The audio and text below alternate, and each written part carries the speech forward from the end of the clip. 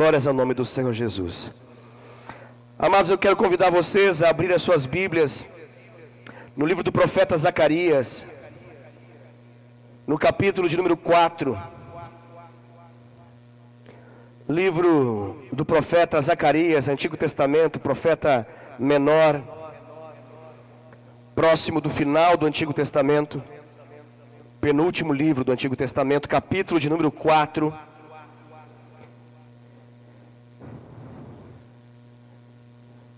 Nós vamos ler a partir do verso de número 2.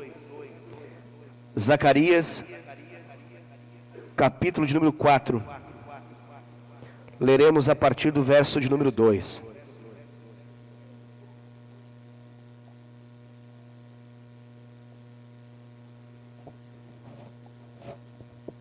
Aleluia.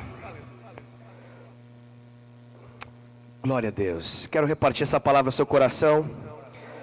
Intitulei essa palavra Espírito Extraordinário. Espírito Extraordinário. Zacarias capítulo 4, verso 2 diz assim: E me perguntou: Que vês? Respondi: Olho, e eis um candelabro, um castiçal, todo de ouro, e um vaso de azeite em cima, com as suas 7 lâmpadas e 7 tubos, um para cada uma das lâmpadas que estão em cima do candelabro. Junto a este, 2 oliveiras, uma à direita do vaso de azeite e outra à sua esquerda. Então perguntei ao anjo que falava comigo: Meu senhor, o que é isso? Respondeu-me o anjo que falava comigo: Não sabes tu o que é isso? Respondi: Não sei, meu senhor. Prosseguiu ele e me disse: Esta é a palavra do Senhor a Zorobabel, não por força, nem por violência, não por força, nem por poder, mas pelo meu Espírito, diz o Senhor dos Exércitos. Quem és tu, ó grande monte? Diante de Zorobabel serás uma campina, porque ele colocará a pedra de remate, a pedra angular, em meio às aclamações. Haja graça e graça para ela. Novamente me veio a palavra do Senhor dizendo: As mãos de Zorobabel lançaram os fundamentos desta casa, elas mesmas a acabarão, para que saibais que o Senhor dos Exércitos é quem me enviou a vós outros. Pois quem despreza o dia dos pequenos começos, dos humildes começos, esse alegrar-se-á vendo o prumo na mão de Zorobabel. Aqueles 7 olhos são os olhos do Senhor, que percorrem toda a terra. Até o versículo de número 10, nós vamos meditar nessa noite. Glória ao nome do Senhor Jesus. Glórias ao nome do nosso amado Senhor Jesus. Queridos, existem algumas situações na nossa vida em que os problemas, as adversidades, as barreiras, as oposições, as lutas, elas nos cercam por todos os lados. Existem algumas situações em que os inimigos de Deus, eles se levantam. E eles se levantam com a finalidade de enfraquecer as nossas mãos, de nos abater. Eles se levantam com a finalidade de esmorecer a nossa confiança, o nosso ânimo, a nossa alegria, o nosso entusiasmo. O objetivo desses inimigos é nos fazer deixar de sonhar. O objetivo desses inimigos é roubar os sonhos que Deus plantou no nosso coração. E eles tentam nos convencer disso, tentando falar que nós não somos capazes, nós não conseguiremos realizar aquilo que Deus nos confiou a fazer, que nós não conseguiremos realizar aquilo que Deus nos disse que faríamos. A estratégia de Satanás, a estratégia dos demônios, a estratégia do diabo e seus anjos caídos, é nos levar a crer que aquilo que Deus falou para nós não é real, não vale, não vai acontecer. E ele tende a fazer isso, não mostrando Deus que falou, mas mostrando a cada um de nós a nossa incapacidade, a nossa limitação, a nossa fraqueza. E é justamente nesses momentos que eu tenho a impressão que Deus tem predileção por falar conosco. É justamente nesses momentos em que nós estamos em batalha, em luta, que nós estamos sendo desafiados em nossa fé, que Deus tem o prazer de enviar a cada um de nós a sua palavra. A palavra do Senhor. É isso que esse texto que nós acabamos de dizer aqui, ela fala basicamente daquilo que é mencionado como a palavra do Senhor. E quando a palavra do Senhor chega, quando a palavra do Senhor é enviada na nossa direção, deixa eu falar algo para você, tudo muda. Quando a palavra do Senhor, ela é direcionada para você, para mim, tudo muda. E aquela batalha, por maior que seja, aqueles inimigos, por mais atormentadores que pareçam, aquela circunstância, por mais impossível que se apresente, quando a palavra do Senhor vem, quando a palavra do Senhor, ela alcança a nossa vida, alcança nosso coração, a impossibilidade dá lugar à possibilidade, o caos dá lugar à ordem, o problema dá lugar ao milagre. Quando a palavra do Senhor alcança a nossa vida, quando a palavra do Senhor deixa de ser algo distante para outro e passa a ser algo perto, para mim, para você, para cada um de nós aqui, tudo muda, tudo pode ser alterado. Por que eu estou falando isso? Porque a circunstância que essa palavra aqui foi, que nós narramos ela, quando ela foi vivenciada, era uma circunstância muito desafiadora. Era um tempo muito difícil. Você ouviu ali a respeito de um homem com um nome um pouco diferente, chamado Zorobabel. Esse homem aqui, o Zorobabel, ele vai chegar no cenário bíblico num tempo pós-exílico. Ele vai aparecer no contexto depois que o povo de Israel foi levado em cativeiro, foi levado para o cativeiro, foi levado em exílio, foi retirado da sua terra, depois de ter sido roubado, saqueado, atormentado, sitiado e tomado, foi levado como escravo.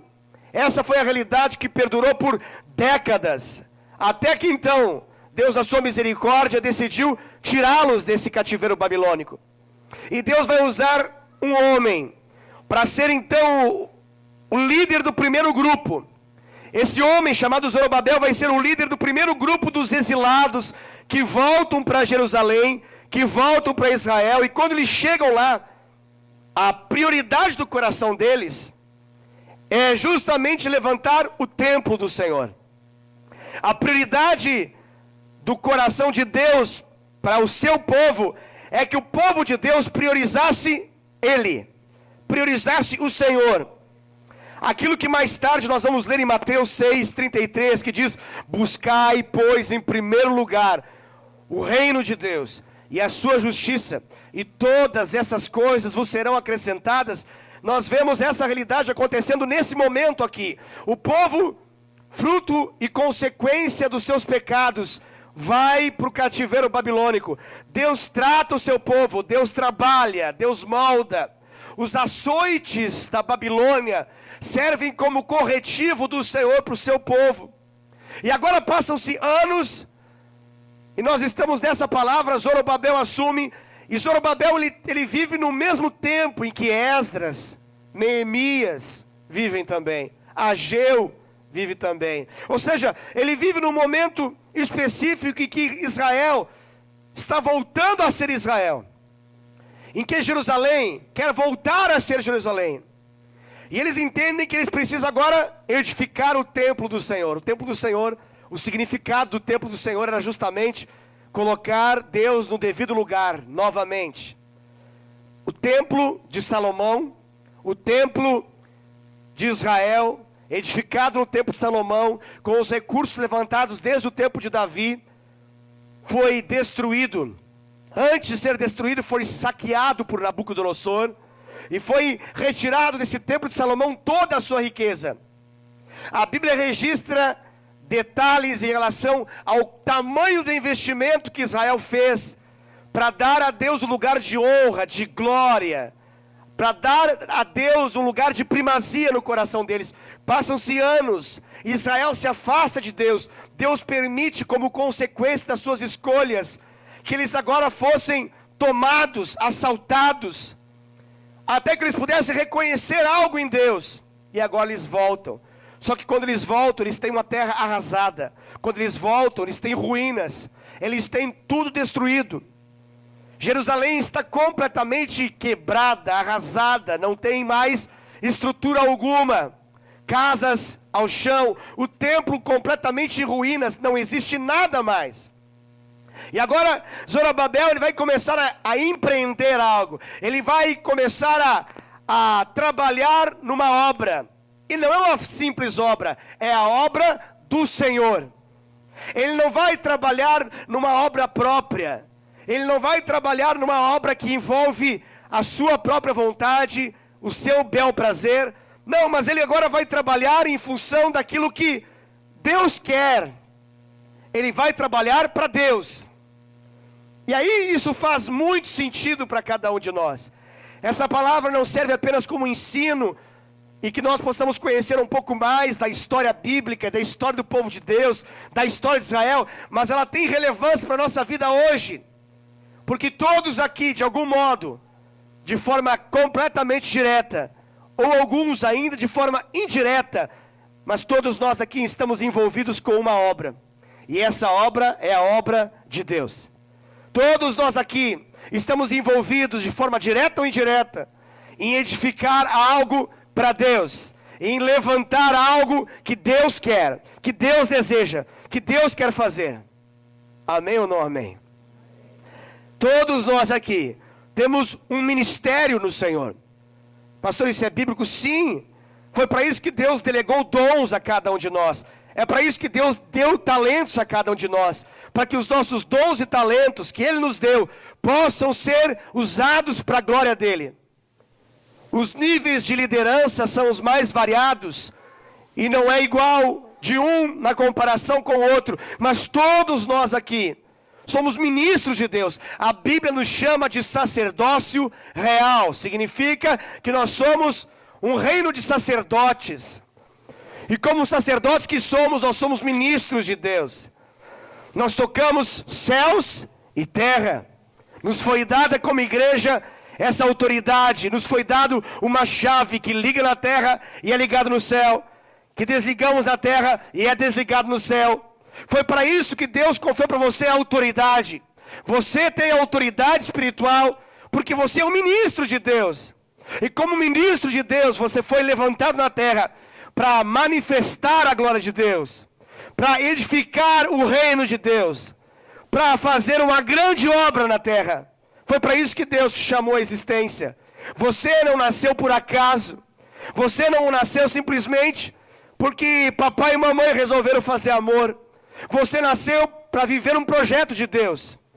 Você não nasceu simplesmente pela escolha da sua família ou pela falta de escolha, se você foi alguém que não foi desejado. Mas antes de toda essa história na terra, existiu uma história no coração de Deus. E Deus resolveu um dia fazer você vingar. Dentre bilhões de possibilidades, Ele fez o espermatozoide que envolve você nessa história se unisse ao óvulo que envolve a sua mãe nessa história. A semente do seu pai se une ao óvulo da sua mãe, e Deus então estabelece vida. E essa vida vinga. 7 meses depois, 8 meses depois, 9 meses depois, alguns pouquinho mais até, vingou, você está aqui, e você não está vivo simplesmente para você ter uma vida normal, ordinária, simples, natural, mas Deus te chamou para você viver grandes coisas nele. Deus te chamou para você edificar uma grande obra na terra. Você não é comum, você não é ordinário, você é extraordinário. porque o seu Deus extraordinário fez você existir. Em algum momento na sua vida Ele lhe chamou a atenção, e você o reconheceu, e você se entregou para Ele, e você reconheceu Jesus como Senhor e Salvador, e a sua vida foi completamente mudada. E a sua vida foi completamente mudada. Pastor, significa que eu fiquei feliz, eu era triste, fiquei feliz.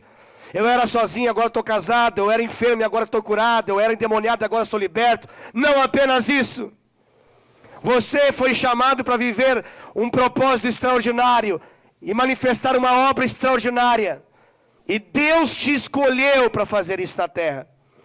Tem 7 bilhões e meio de pessoas nesse momento vivas, aproximadamente. Nenhuma delas é igual a você. Isso significa que você tem um propósito exclusivo, único e intransferível. Único e intransferível, que Deus te chamou para fazer. Assim foi na história de Zorobabel também. Só que quando ele volta, o cenário que já era ruim fisicamente fica pior, porque agora ele encontra oposição dentre os moradores daquele local. A Bíblia narra que os samaritanos se revoltam com a ideia de levantar o templo. E eles agora liberam palavras destrutivas para aquilo que Deus havia chamado Zorobabel a fazer.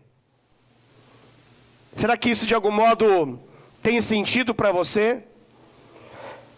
Quantas foram as vezes que Deus te chamou a fazer algo e uma oposição infernal se levantou à sua volta pelo simples fato de você ter ouvido Deus falar contigo? Pelo simples fato de Deus ter te convencido que Ele vai fazer uma grande obra, primeiramente na sua vida, posteriormente através da sua vida. E aí você volta para viver a sua vida natural, normal, do seu dia a dia, do seu cotidiano, e uma série de pessoas próximas ou distantes, que você tem grande afeição ou que você tem pouca afeição, passam próximo de vocês e falam: não vai dar certo, não tem como, não há como. Não tem como realizar, é impossível, não haverá como acontecer isso. Essa é a história desse homem chamado Zorobabel. E Deus então levanta um profeta. Deus levanta então um profeta para falar com esse homem que recebeu um comissionamento de Deus. O nome desse profeta é o nome desse livro que nós acabamos de ler, chamado Zacarias. Zacarias vai ser levantado por Deus, e ele é usado por Deus. Ele está numa noite, de repente uma visão o toma. E essa visão lhe parece um pouco estranha no primeiro momento. E ele verdadeiramente não entende direito.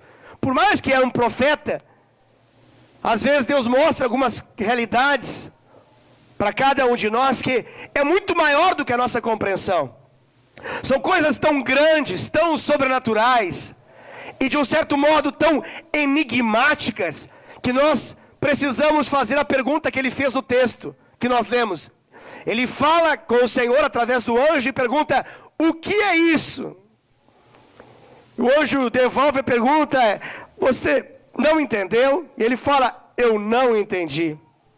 Isso traz um alívio para nós. Eu pelo menos acredito que isso traz um alívio para todos nós, porque mostra que por mais íntimo que esse profeta era de Deus, ele não conseguiu entender no primeiro momento. Isso traz paz ao meu coração e ao seu, porque eu sei que muitas coisas você também não consegue entender no primeiro momento. Tem coisas que quando Deus fala, quando Deus faz, quando Deus mostra, que nós ficamos assim: uau, o que isso é? Eu não sei. Ele olha na imagem celestial, ele olha numa visão dos céus, e ele vê ali uma realidade que ele fica: o que isso tem a ver? E aí, diante daquela visão, Deus fala para o profeta Zacarias: Zacarias, você precisa ir na direção de um homem chamado Zorobabel, e você precisa dizer uma palavra para ele. E essa visão que se tem, ela faz muito sentido, eu acredito, para cada um de nós aqui. Porque Deus mostra para ele um candelabro. Esse candelabro é um castiçal, mas não apenas um castiçal de apenas uma lâmpada, mas é um castiçal de 7 lâmpadas. É um candelabro, ou menorá também conhecida no ambiente hebraico. E esse candelabro está ali, esse castiçal de várias hastes está ali. E os olhos do profeta agora percebem que tem mais imagem nessa visão. Tem mais revelação. E ele percebe que existe um vaso ali. Existe um recipiente ali. E daqui a pouco a imagem, ela avança um pouco mais.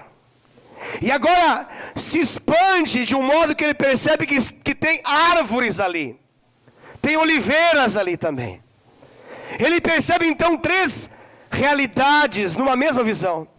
Ele percebe candelabro, ele percebe um vaso, ele percebe árvores, que são oliveiras. Tudo isso compõe um quadro. Tudo isso compõe uma imagem que vai fazer com que ele vá até Zorobabel. E ele narra então o versículo clássico que a maioria conhece, que é o versículo de número 6. Quando ele chega para Zorobabel e diz, diante da palavra do Senhor, não por força, nem por violência, mas pelo meu espírito, diz o Senhor dos exércitos. Não por força, nem por violência, mas pelo meu espírito, diz o Senhor dos exércitos. Essa é a palavra que Deus tem para Zorobabel, e essa é a palavra que Deus tem para você aqui nessa noite. Não por força, nem por violência, mas pelo meu espírito, diz o Senhor. Mas o detalhe nessa história é que essa história não começa nesse versículo 6. A história que nós lemos é de uma visão que é narrada no versículo 2, fala do candelabro, fala do vaso de azeite, fala dessas lâmpadas que estão nesse candelabro. E no versículo 3 fala das oliveiras. Essas ideias, esses símbolos, vão dar sentido a essa palavra. Pastor, mas quando nós lemos mais o texto, Deus explica o que significa isso tudo. Sim, Ele explica. E Ele explica de forma muito prática aquilo que Ele queria para Zorobabel. Mas eu acredito que Deus quer nos explicar nessa noite, de forma prática, aquilo que Ele quer falar, não com Zorobabel, porque Zorobabel já morreu, não importa mais, mas com você, contigo, com você. O seu nome é o que importa nessa hora, não o nome de Zorobabel. Deus nessa noite quer falar com o Wesley, Deus nessa noite quer falar com você, em nome de Jesus. E ele aborda, basicamente, por meio dessas 3 imagens, ele nos permite entender algumas coisas, porque as 3 imagens têm a ver com o mesmo tema. Nós temos candelabro, nós temos o vaso de azeite e nós temos as oliveiras. E esses 3 elementos aí têm a ver com o azeite. As 3 realidades aqui que nós percebemos nessa visão têm a ver com a mesma situação, que é o azeite. E o azeite aqui é um símbolo profético do Espírito Santo. O azeite aqui é uma direção que Deus está dando para Zorobabel e que está dando para você e para mim nessa noite também. Que isso tudo que nós vamos falar aqui tem a ver com o Espírito Santo. Tem a ver com o Espírito de Deus. O Espírito Santo de Deus. Que nos foi prometido, que nos foi dado, que nos foi derramado e que hoje é uma realidade na minha vida e na sua vida. Na realidade daqueles que entregaram a vida para Cristo. O Espírito Santo de Deus. Isso que eu vou narrar tem a ver com o Espírito Santo de Deus. E o quadro aqui se monta. Vamos começar por esse candelabro. Esse candelabro, esse castiçal, a lâmpada não era como essa que nós vemos aqui, obviamente que não. A lâmpada aqui descrita na linguagem Almeida, revista atualizada como lâmpada, não tem a ver com Isaac Newton, não tem a ver com a lâmpada fluorescente ou incandescente ou lâmpada LED, não tem a ver com eletricidade correndo, não tem a ver com elétron se deslocando, não tem a ver com cabo, com fio, tem a ver com azeite. E tem a ver com azeite que queima. A lâmpada ali, ela gera luminosidade no ambiente. A lâmpada aqui, esse candelabro, ela fala de algo que precisa ser usado. O castiçal aqui é um símbolo de algo que Deus nos dá para que nós usemos. que Deus nos concede para que nós usemos. Existe uma realidade do Espírito Santo que Deus te deu para que você use. Você precisa usar daquilo que Deus te dá. O Espírito Santo é o que mantém aceso esse negócio. O azeite é o que mantém a lâmpada acesa. É o azeite que corre naqueles tubos, que corre naquelas hastes, que faz com que o brilho aconteça. O que o brilho tem a ver com a nossa vida, pastor? Brilho, iluminação, luz, fala de revelação. Fala de algo que nos permite acertar o caminho. Fala de algo que nos ajuda a não errar, a não cair, a não tropeçar. Se você entrar por esse templo com as luzes apagadas, você possivelmente vai se chocar com essas cadeiras. Se você entrar na sua casa e não ligar as luzes, possivelmente você vai tropeçar em algum móvel. Algo pode estar no caminho e você vai cair. A luz precisa ser ligada. A luz precisa ser manifestada. O brilho da lâmpada precisa acontecer. E esse castiçal aqui, ele está falando de uma realidade que cada um de nós precisamos. Deus fala por meio desse castiçal aqui, nós só vamos vencer os obstáculos na força do braço dele, não por violência, mas pelo braço dele. Se puder aumentar o meu retorno, senão eu grito muito, por favor. Aumenta aqui, Denis, por gentileza. Eu não consigo ouvir, a voz bate lá e volta aqui, eu não consigo ouvir daí. Obrigado, querido. Então, o Espírito Santo, aleluia. O Espírito Santo, ele faz com que esse castiçal esteja ali, com a finalidade de que nós possamos usar. Esse elemento é um elemento de uso contínuo, diário. Ele é eficiente. Ele nos faz andar em vitória permanentemente. Esse elemento da visão aqui sinaliza para a nossa vida aqui nessa noite que Deus nos dá algo que nos permite viver de forma sóbria, de forma vitoriosa, em pé, sem cair, viver uma vida segura na vontade do Senhor, obedecendo ao caminho do Senhor, porque nós temos revelação pela qual seguir. Amém, querido? Por meio de quem que vem essa revelação? Por meio da palavra do Senhor. Mas a palavra do Senhor só terá vida e só iluminará a nossa história se o Espírito Santo fizer ela iluminar. Se o azeite não está ali, não há o brilho do castiçal. O candelabro não serve para nada, a não ser para ser algo de enfeite. Você já deve ter percebido muita Bíblia de enfeite na casa de muita gente. Espero que não seja na sua, é óbvio. Mas na casa de muitas pessoas existem inúmeras Bíblias de enfeite. São Bíblias. Tem poder para fluir através delas? Sim. Mas se não tiver o azeite, se não tiver a intervenção, a atuação do Espírito Santo, não passa de letra que mata. Mas nós precisamos do Espírito que vivifica. Pode aumentar, por favor, Denis, por gentileza? Nós precisamos do Espírito. Pode aumentar só para mim, não precisa aumentar para o povo não. Se o povo consegue me ouvir, tá bom. É que eu preciso me ouvir também, senão eu não consigo pregar. O Espírito vivifica a palavra. Ele pega então o Logos, ele pega aquilo que é letra fria, que são papéis que você passa com a sua mão, e ele gera vitalidade, vida, dinamismo. Isso é o que o Espírito Santo faz. O que eu estou querendo dizer com isso? Estou querendo dizer que esse castiçal, ele não é um elemento estético. Ele é um elemento que nos mostra que precisa ser usado na nossa vida. A vida no Espírito que você tem, não é algo para você apenas se atentar com seminários, conferências, algo que você se atenta e você percebe que existe na sua vida, quando você frequenta alguma programação que fala a respeito da vida no Espírito, mas é algo que Deus te dá para ser usado todos os dias, amém? Glória a Deus. O segundo elemento que ele vê ali é um vaso. Esse vaso é um recipiente. Esse vaso, ele é um reservatório.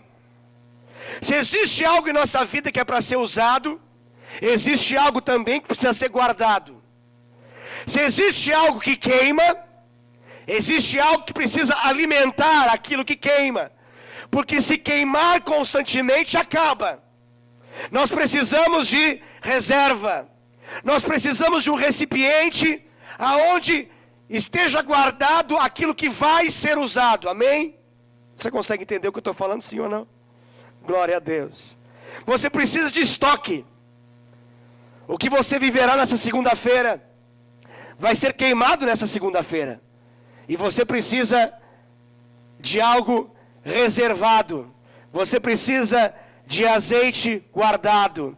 Você precisa de azeite para que quando baixar naqueles tubos, naquelas hastes o azeite, haja um recipiente, um reservatório na sua vida, capaz de conservar azeite chegando. Não pode faltar azeite na sua vida. Pastor, o que é o azeite mesmo? É o Espírito Santo. Mas para isso você precisa se dar o direito de ter tempos de qualidade com Deus na sua vida, aonde Ele coloca azeite num reservatório interior, aí dentro de você. E isso acontece por meio da escritura, da palavra profética, por meio da ministração, de ensino, por meio das pregações. Esse é o momento que Deus está fazendo de você um reservatório.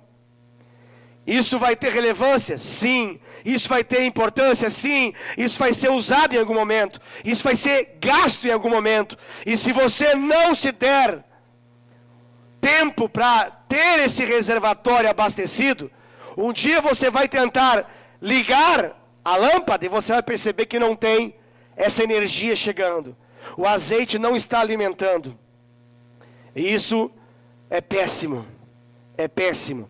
É como tentar ligar o carro e perceber que aquele reservatório que dá a partida no carro está vazio. Perceber que você usa gasolina, usa álcool, por exemplo, mas existe um reservatório ali que ele precisa ter gasolina. E naquele ali, ele precisa estar abastecido porque ele é o que dá a partida. Você pode ter trocado para gás no seu carro, mas se você não tiver ainda aquela gasolina ali naquele reservatório, ele não vai dar partida, ele não vai ligar. O que eu quero dizer é que existe a necessidade de termos um reservatório na nossa vida. E você precisa ser diligente, zeloso, em guardar espaço no seu dia a dia para alimentar esse reservatório para tudo que virá, porque você não pode tirar daquilo que você não tem. Você não pode pegar algo que não existe. E para existir, você precisa abrir espaço, a boca desse reservatório, esse tanque precisa ser aberto, para que o Senhor possa depositar azeite suficiente para tudo aquilo que você vai viver. Mas essa história não termina aí. Nós temos a imagem do candelabro, nós temos a imagem do vaso, mas nós também temos a imagem das oliveiras. E quando fala de oliveira, nós estamos falando da fonte. Aleluia. A fonte de vida, aleluia. Glória a Deus. Porque nessa história, a fonte é justamente a oliveira. É por meio da oliveira que a matéria-prima chega. É por meio da oliveira que Deus está falando, olha, o recurso não vai acabar. O que você precisa não acaba. É permanente. Essa oliveira, ela não fala de um candelabro que precisa ser alimentado. Ela não fala de um reservatório que precisa ser aberto. Ela fala de uma realidade do próprio Deus em nós, que jorra constantemente, sem parar, todo dia, toda hora, a cada instante, ininterruptamente. Assim é o Senhor. Então essa imagem ela é plena, essa imagem ela é maravilhosa, porque Deus está falando, olha, quando for baixando o azeite do vaso, quando for baixando o azeite do candelabro, e ele buscar o azeite do vaso, e for diminuindo o azeite do vaso, se o vaso estiver conectado na intimidade com a oliveira, a vitória é certa. A vitória é certa. O propósito de Deus vai acontecer. O que Deus falou vai se manifestar. Porque a dependência está toda em função dessa oliveira. Se não tiver oliveira, por maior que seja o vaso, Vai acabar um dia o vaso. Perdão, falar gasolina, que está muito na moda falar gasolina nesses dias. Então, o azeite, obrigado. O azeite do vaso, se acabar, nós vamos ter onde abastecer, amém, queridos? Triste coisa é ter recurso para poder abastecer e não ter onde abastecer, né? Você descobre que nem só de dinheiro viverá o homem. Nem só de reais viverá o homem. Você precisa descobrir aonde está a fonte. Amém? Essa oliveira está falando de uma realidade em Deus, que dá segurança contínua para toda essa imagem, essa ilustração aqui. E Deus então está falando o seguinte, olha, o negócio está comigo. A fonte está comigo. E depois que ele constrói toda essa imagem, ele então manda um recado para Zorobabel e diz, não por força, nem por poder, não por força, nem por violência, mas pelo Espírito Santo de Deus. Quando ele chega lá, os samaritanos, o povo de Samaria não queria saber desse negócio. Eles não queriam que nada acontecesse, eles desejavam que a restauração de Jerusalém não acontecesse. Eles tinham dificuldade de aceitar a vontade de Deus. Eles tinham dificuldade de aceitar os preceitos de Deus. E eles tentam convencer Zorobabel do contrário, falando, não vai dar certo. E nessa hora, o que Deus manda dizer para Zorobabel? Deus manda dizer, não é por força, Zorobabel. Não adianta forçar a barra, Zorobabel. Você pode forçar, se esforçar, você pode forcejar, e nada vai sair, porque esse negócio não envolve força. Não adianta tirar a camisa e mostrar os músculos, não adianta mostrar o tórax sarado, não adianta tudo aquilo que você trabalhou no seu físico, porque não é por força. Não adianta mostrar o tamanho do seu bíceps, não adianta trabalhar o braço o suficiente, porque nesse aspecto, naquilo que envolve Deus na sua vida, naquilo que envolve o que Deus te chamou a fazer, essa obra não é feita por força humana. Não tem como ser feita por força humana. E ele avança e diz assim, ó, e também não é por violência. Não adianta você ser treinado para a guerra. Não adianta você ter lido a arte da guerra de Sun Tzu. Não adianta você saber as estratégias de uma batalha. Não adianta você saber Muay Thai, Kung Fu, Karatê, Judô, Jiu-Jitsu, MMA. Nada vai adiantar, porque essa batalha não se vence desse modo. Deus manda dizer para ele que de nada vai adiantar o conhecimento que ele tem, de nada vai adiantar as armas que ele tem. Ele pode ter um arsenal, ele pode ter rifle, metralhadora, escopeta, ele pode ter um AK-47, ele pode ter o que quiser, pode ter uma dinamite, uma bazuca, pode ter o que quiser, nada disso vai manifestar a vitória que ele precisa, porque não é por força, não é por violência, ela só pode ser pelo Espírito de Deus. Deus está dizendo para ele, olha, não adianta você tentar arrancar a cabeça das pessoas à sua volta, não adianta você dar tapa, não adianta você dar soco, não adianta você pegar do colarinho e falar assim, escuta aqui, não vai adiantar. Não adianta você procurar as regras dessa terra, as leis desse mundo, porque nada nessa terra vai poder defender nessa batalha, você não vai conseguir. Nessa briga, não vai adiantar. Nessa batalha, não vai acontecer do modo como você espera. E esse Deus é o mesmo Deus que no Salmo 46 ele fala, olha, a regra é a seguinte, aquietai-vos e saber que eu sou o Deus. Aquietai-vos e saber que eu venço as batalhas. Sou eu que quebro o arco. Sou eu que boto fogo nos carros do inimigo. Sou eu. E ele se encarrega de dizer isso quando ele fala assim, ó, não por força, nem por violência, mas pelo Espírito de Deus. Ele fala assim, assim diz. Ele não fala o Deus Emanuel, ele não fala o príncipe da paz, ele não fala o conselheiro, ele fala o Senhor dos exércitos. Veja bem, quem está falando não é alguém que tem medo de batalha, não é alguém que tem medo de usar força, não é alguém que não entende de violência, Mas ele fala, quem está falando é o Senhor dos Exércitos. O nome que Deus se apresenta agora é aquele que luta, aquele que batalha, aquele que comanda, aquele que usa força, que usa violência. Mas você não vai usar força, não vai usar violência. E quem manda dizer isso é o Senhor dos Exércitos. Quem manda dizer isso, o meu nome nesse momento é o Deus da batalha. O Deus que luta e vence.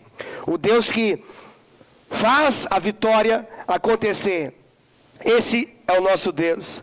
E ele avança essa história. E ele fala o seguinte, olha, eu vou mudar essa realidade. Quem é tu, ó grande monte? Ele fala no versículo 7. Será como uma campina. Ou seja, não há montanha que não vai poder ser aplainada nesse momento. Não é um obstáculo, não pode ser retirado, Deus está falando.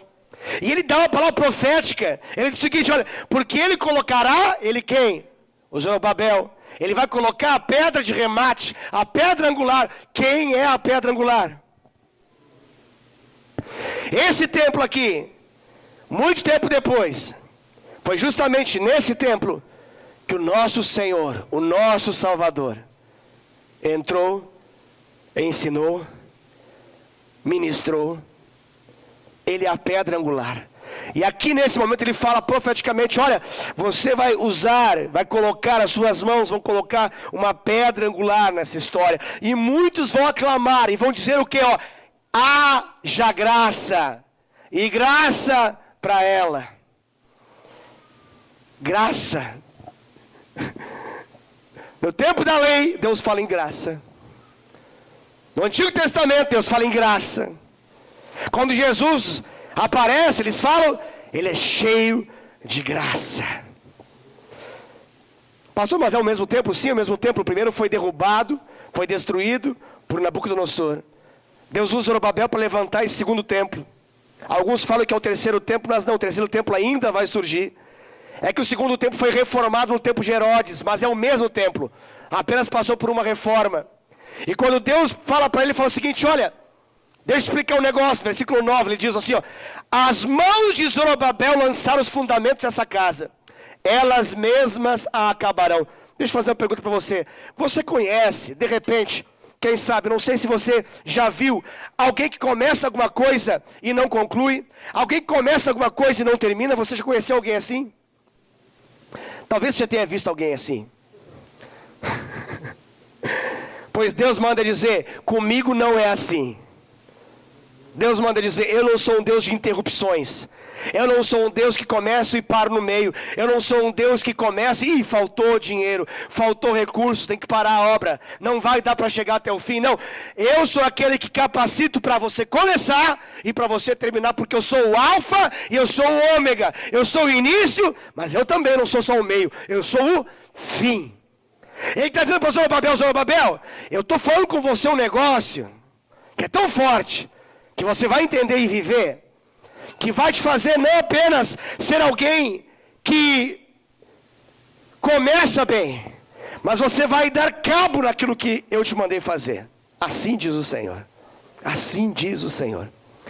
Pastor, essa palavra para mim, sim, para você que está pensando em desistir, para você que está pensando em acabar, para você que está olhando para o passado e fala assim, já tive os meus melhores anos nessa igreja, já tive os meus melhores anos no meu casamento, já tive os meus melhores anos no meu ministério, já tive os meus melhores anos no relacionamento. Eu mando dizer para você, em nome do Senhor, que essa não é a vontade de Deus. Essa não é a vontade de Deus. Não é, não é. O Deus que nós cremos é um Deus que começa e é um Deus que finaliza. É um Deus que leva até o fim. É isso que ele mandou dizer para Zorobabel. E ele termina essa maravilhosa explicação dizendo basicamente o seguinte, olha, você vai lançar, você vai começar, mas saiba de uma coisa, não vai ser fácil. Não vai ser fácil porque quando você começar a implementar, quando você começar as suas mãos fortalecidas pelo meu poder, fortalecidas por mim, começarem a atuar, as oposições ainda terão. E num primeiro momento vai dar a sensação de que você faz muito esforço e tem pouco resultado. E você vai ter uma impressão de que é o pequeno começo, que nunca fica grande. Você vai ter a impressão de que as coisas nunca passarão de um pequeno começo. Ele manda dizer então, olha assim, ó, Pois quem despreza os dias dos humildes começos, esse vai se alegrar vendo o prumo na mão de Zorobabel. O que é esse prumo aqui? O prumo é justamente uma pedra comum, um material rochoso. É isso que Deus manda dizer, olha, aqueles que passam e acham que não vai, vão perceber que vai. Vão perceber que essa obra, que por mais que comece pequena, ela ficará grande. E ela abrigará a glória de Deus. E maior será a glória da segunda casa do que a glória da primeira, assim diz o Senhor. Amém, queridos? Glória a Deus. Fique de pé, nós vamos encerrar essa ministração.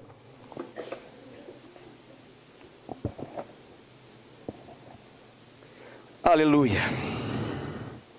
Louvado seja o nome do Senhor Jesus. Eu convido você a orar nesse momento, clamando para que o Espírito Santo de Deus traga essa revelação ao seu coração. Nós estamos encerrando esse culto. Em nome de Jesus. Em 3 minutos nós encerramos essa programação. Eu quero convidar você a aproveitar esses 3 minutos finais do culto, que vai acabar pontualmente às 21 horas, para que você, no nome de Jesus, possa se entregar completamente ao Espírito Santo de Deus. Para que você aproveite esse momento para entender que esse simbolismo todo dessa mensagem tem a ver com uma realidade da sua vida. Deus está dizendo para você, olha, eu estou te dando algo que vai ser usado, algo que vai gerar revelação, iluminação, direção. Isso vai ser abastecido por um reservatório, por um vaso de azeite que precisa ficar na parte de cima na sua vida, no lugar de honra, no lugar aonde você olha permanentemente, da onde você tira e extrai aquilo que você precisa. Mas você precisa saber que isso tudo está condicionado à oliveira, essa árvore que mantém continuamente o azeite fluindo na sua vida. Que azeite é esse, pastor? É o Espírito Santo. Se renda ao Espírito Santo nessa hora, ore ao Senhor nesse momento. Mais importante que a minha oração nesse momento é a sua oração diante do Senhor. Abra o seu coração e diga para o Senhor que você deseja se render completamente a Ele, que você deseja se render a esse Espírito extraordinário, que você deseja reconhecer que aquilo que Ele te chamou a fazer não apenas vai começar, mas vai chegar até o fim, em nome de Jesus. Pai, eu oro e abençoo a vida de cada um dos meus amados irmãos nessa hora e clamo sobre a vida deles, que eles reconheçam, Senhor Deus, não apenas os pequenos começos, mas que eles possam reconhecer que Tu és um Deus que os mantém em vitória permanente, contínua, todo dia, toda hora, cada instante, em nome de Jesus. Pai, abençoa poderosamente a vida de cada um aqui, Pai. Que tenhamos uma semana extraordinária na Tua presença, Senhor. Em nome de Jesus, cumpra a Tua vontade em nossa vida. Realiza o Teu querer. Manifesta a grande obra que o Senhor tem para a vida de cada um de nós. Eu te peço isso em nome de Jesus. Amém. Glória a Deus. Louvado seja o